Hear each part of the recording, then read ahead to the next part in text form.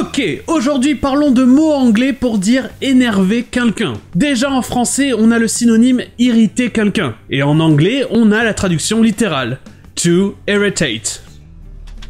I refer of course to the extremely irritating living statue. Ensuite, voyons les synonymes les plus courants. Le premier, j'en avais parlé il y a pas longtemps dans l'épisode sur les verbes irréguliers qui ne changent pas au passé, avec le verbe upset. Et donc, comme je le disais, le participe passé du verbe upset, c'est toujours upset. Donc, être énervé, ça peut se dire to be upset.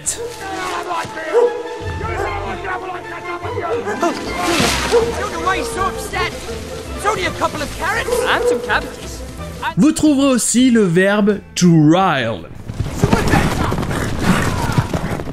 I've never seen a centaur so riled. And they're dangerous at the best of times. Mais la plupart du temps, pour dire qu'une personne est vraiment énervée, le verbe rile sera suivi de up. Être énervé peut se dire to be riled up. You must have hit pretty close to the mark to get her all riled up like that, huh, kid?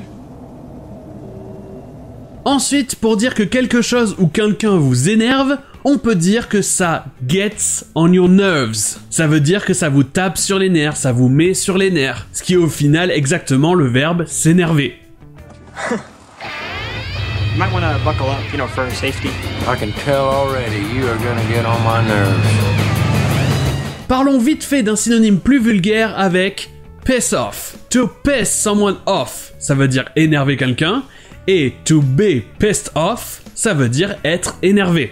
Et piss, c'est aussi en anglais un mot vulgaire pour dire la pisse, l'urine. Donc comment on en est arrivé à ce verbe piss off? Eh bien pour faire court, durant toute l'histoire de l'anglais, piss a toujours fait partie de plein d'expressions péjoratives. En général en rapport avec se faire pisser dessus. Et c'est à peu près avec ce sens-là qu'on a piss off, être énervé. Not sad, you idiot. I'm pissed off. Et enfin, terminons sur un mot très rare, le verbe irk. C'est donc un verbe qui veut aussi dire énerver quelqu'un, mais que vous verrez très rarement. Ceci dit, vous verrez un petit peu plus souvent l'adjectif qui vient de irk, irksome, qui veut donc dire énervant. What if someone does something irksome and I decide to remove his spine?